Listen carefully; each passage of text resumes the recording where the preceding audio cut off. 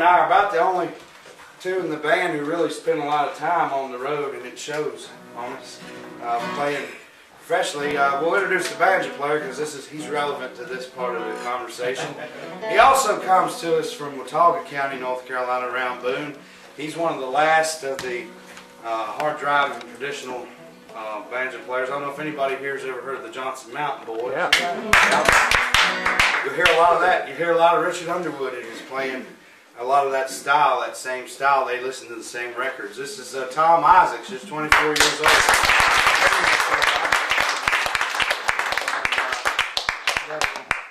I work with the best musicians in the world, I think. And Blake, you just heard him singing, and I was hoping that a lot more people will get to hear Blake sing and these boys play. Everybody knows Merle.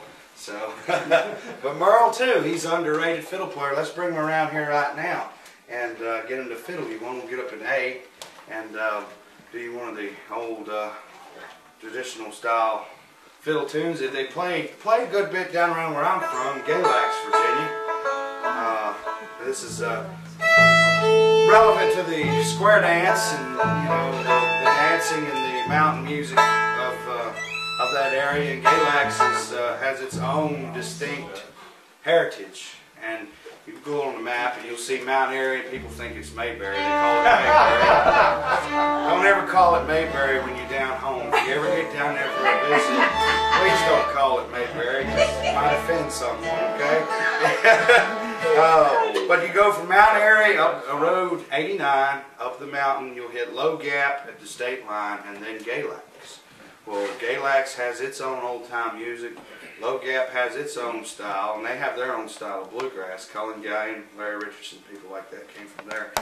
And then down to Round Peak, where you meet Tommy Gerald, people like that, and then on to Mount Airy, Surrey County. And so I live in probably the bluegrass and old-time capital of the world. The longest, richest heritage of any music there. You hear songs like Train 45. Well, Train 45 was a train that came from Grayson County, through Grayson County, from Freeze to Galax, where I live. The New River Train, New River Train was in Grayson County. I mean, all this stuff. And it's really a blessing to live in that area. And these boys don't live far away in the mountains there in Boone. And I'm rambling on, but I love music. And I love the traditional style of bluegrass, old-time, folk music. I think it's the true snapshot of our nation's heritage. And I think it needs to be preserved. And I think it needs to be preserved in its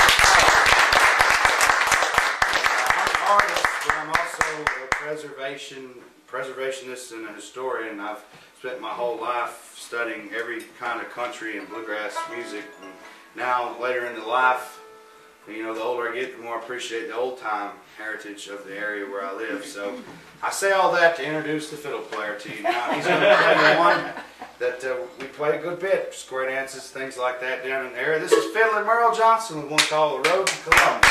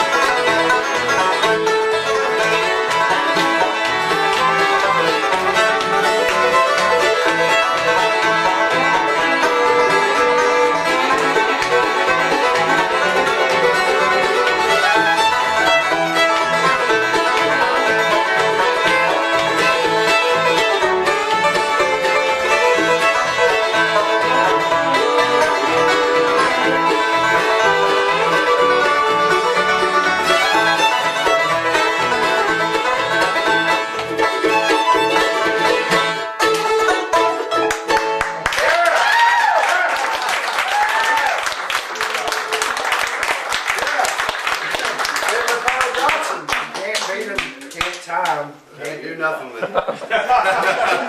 He's from Woodbridge, Virginia. That's where you grew up, isn't it, Merle?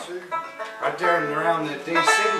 area where bluegrass has a heritage of its own there as well. He's played with Dave Evans and even made a cameo appearance with Ralph Stanley. And played with all the D.C. area greats and around Asheville. And he, January, would make 2 years with the band from Earl, and he's stuck right by us, and we're real fortunate to have him, one of the finest fiddlers in all of music. And let me drop the pick there, because I'm getting all emotional talking about it.